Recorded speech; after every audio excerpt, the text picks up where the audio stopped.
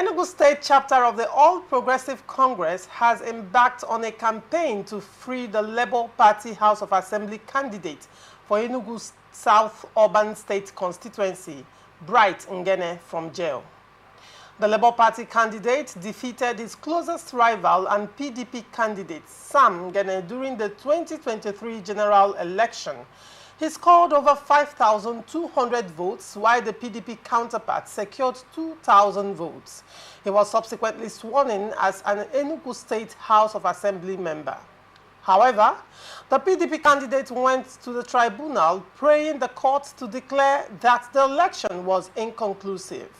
Consequently, the appeal tribunal ordered a rerun in 8 polling units, with the rerun failing to occur on 2 occasions over reports of manipulation and violence.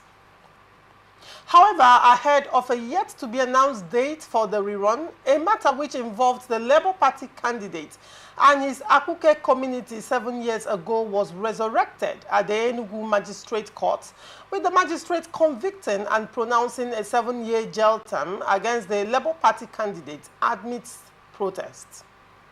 The matter was an alleged diversion of 15 million naira meant for the Akuke community in Enugu South local government area into Ngene's law firm's bank account and subsequent disbursement of 11 million naira from the funds to a contractor who constructed the community's road.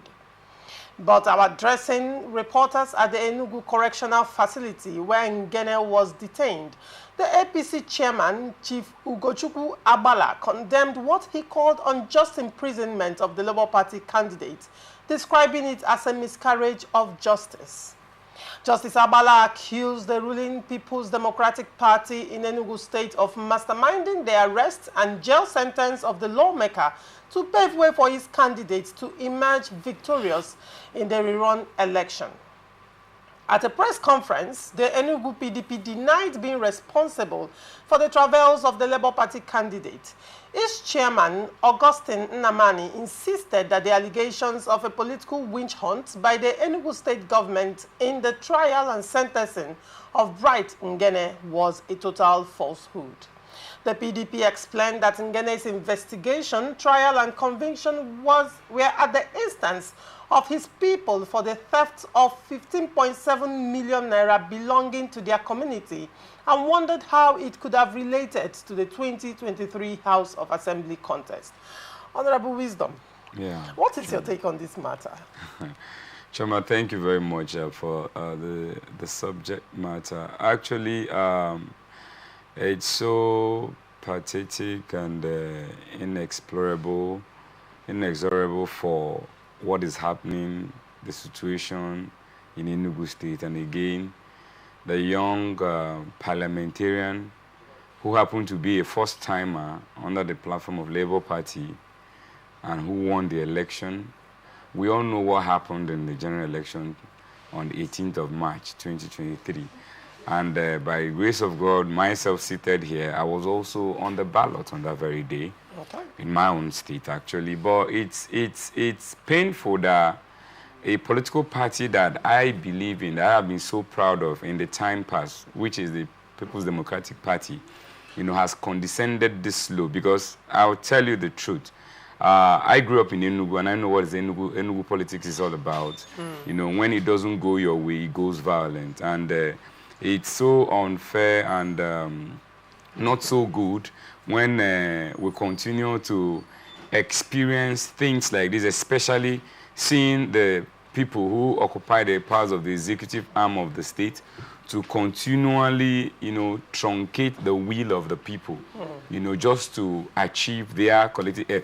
If you look at, for example, what is also happening in Abia State, is also related. Where the Labour Party emerged victorious in terms of the governorship election, and the PDP also won in some constituencies. Even the court also has upheld the PDP's victory. But up till today, you see that even the Speaker of the State House of Assembly is yet to swear in the Abia State Labour PDP candidate. And these things continue to become a norm, an acceptable mantra in our society, which is not good for our democracy. Like we always say, that democracy is the government of the people, for the people, and as well, it also brings habitation and cohesion for the people.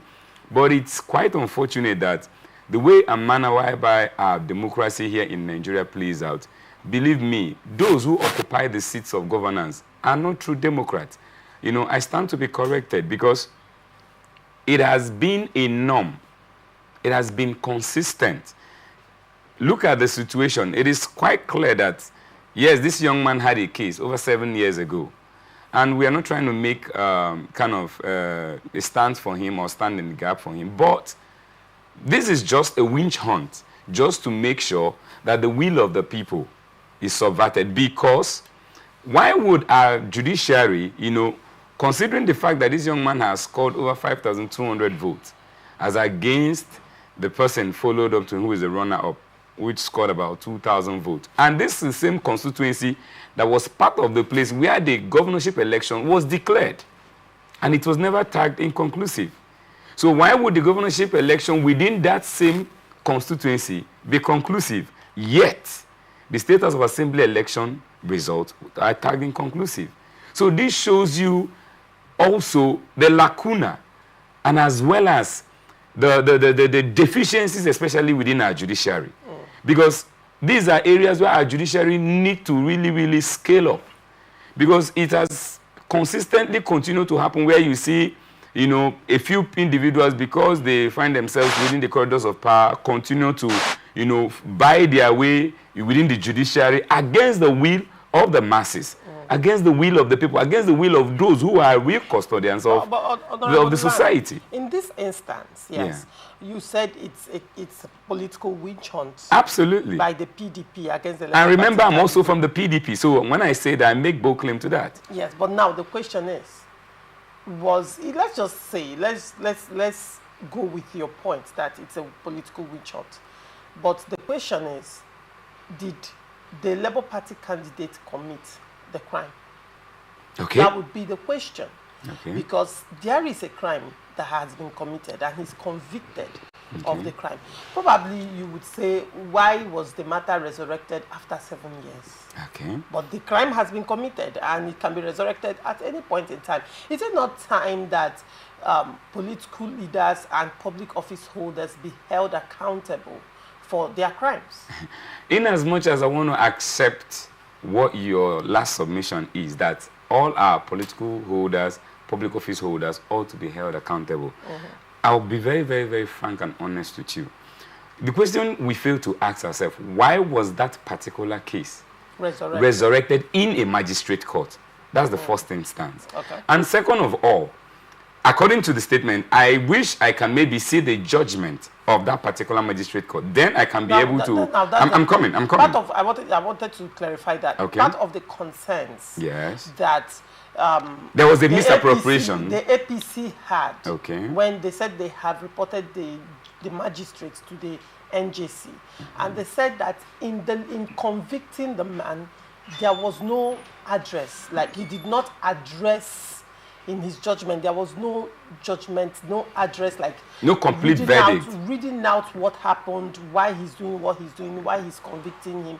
It was just convicting the man. There was no address, no legal address whatsoever. So probably there will be no judgment for you to read. What exactly. You see now, Choma. Now, Choma, you don't see the point I'm trying to make, because it was hurriedly done. It's not just even it being hurriedly done, but it was done for a purpose, which is to make sure that the people's will is subverted. All right. Because if you recall, like I said, I'm a member of the PDP and I stand anywhere to be challenged. What is happening in Enugu State, it is not good for our democracy. And if you look at, like I said, just like what you presented, even from the reading, the appropriation that he was alleged about was about 15.3 million. While, according to reports as well, that 11 million has already, you know, been dispensed for community project. Now the question is, what was even this particular project that totaled this sum? And what was this young man's portfolio within the community that gave him the entitlement to be the one to receive such a fund? And where was this fund also coming from? Because sometimes these are issues that happen that you say community this and community that, sometimes NDDC projects here and there. We don't know where these monies come from. You know, and when these monies are meant for the people, I can also tell you here that I won't be surprised that that particular reason, the reason why this young man now today is being, you know, held against the will of the people and against his own will, is because that particular fund was used for the use of the people. Now, Honorable Wisdom, very quickly before we move to the next story, is this a case, like you mentioned, that it's political witch hunts? I mean, is this the first time? Isn't this, if I may use the language, the modus operandi within the Nigerian political ecosystem, a situation where probably you're a strong voice in the opposition and issues will be used? You can recall the case of Olisa Metro. I mean, we can call names over and over again, and suddenly these strong voices were silenced, because when you start opposing and you start critiquing the government, EFCC comes after you. And in some cases, when you defect to the ruling party, your sins are forgiven. In the words of Adams Oshomole. So, what do you have to say to that? Well, all I have to say... Can you relate that to...